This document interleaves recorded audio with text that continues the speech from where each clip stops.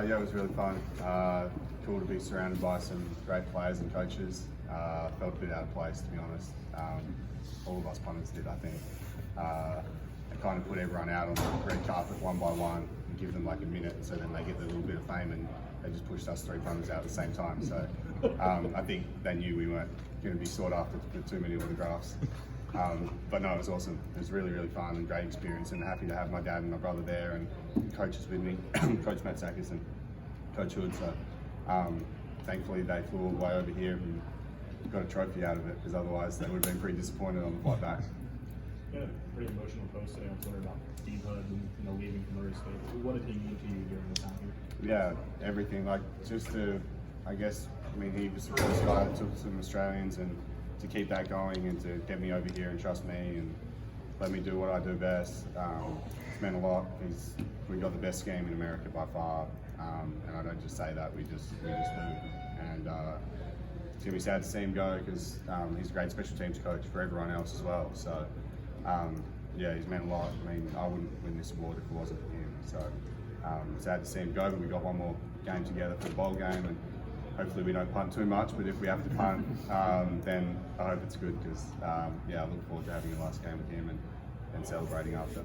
Dean's been a head coach before, but what is it about him that lends him to being a guy that a team would seek out to be a head coach? I think he's just a genuine guy with the players. Like I think sometimes with coaches they kind of try and have those like fake friendships, I guess, but that's not what he's about. It's just honest and straight to the point, but also a really nice guy who's always there for you, and really caring for the players, and really good at what he does. I mean, he knows what he's talking about, so he gets the respect of the players, because the players never question about what he wants to do, especially on punt, special teams. We all know that exactly what he says is right. So yeah, they got a good coach, and hopefully he goes well there.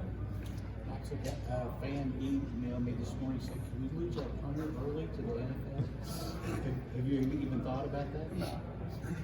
No. I was keen to try and talk to some of the good guys last night, because I'm studying sports psych. So if they needed a psychologist, I'm happy to jump on board and take 3 or 4% of their salary, hopefully, because they're about to earn some big money. So as soon as I get that degree, I'll be hitting some of them up and see if they need some help. Earlier this season, you had told us you didn't think the NFL was quite ready for, I guess, your style of punting. Is that still the case, or people started saying, hey, maybe when a guy does it this well? No, it's still the case. Yeah, I just don't honestly think I'm that great. Our scheme's really good, so I mean, I'm gonna give it a shot, obviously, but yeah, I don't know. We'll see. Growing up, did you ever watch some of the NFL games? Who was some of the punters you may have followed and admired, and what that looked? When I grew up, I watched Australian football, but there was a player called Severio Rocca, and he ended up punting for the Philadelphia Eagles and Washington Redskins, and then Ben Graham played for a bunch of teams too. So those guys, and then I have to mention Nathan Chapman, because he's my coach, and he never actually played for Green Bay, but I say that I watched him. So yeah, he was great. But no, those two guys were good, and then now it's like Michael Dixon, Mishra Snowski, all the Australian guys. It's awesome to see those guys start where I started at pro kick, and now they're killing it in the NFL. So that's awesome.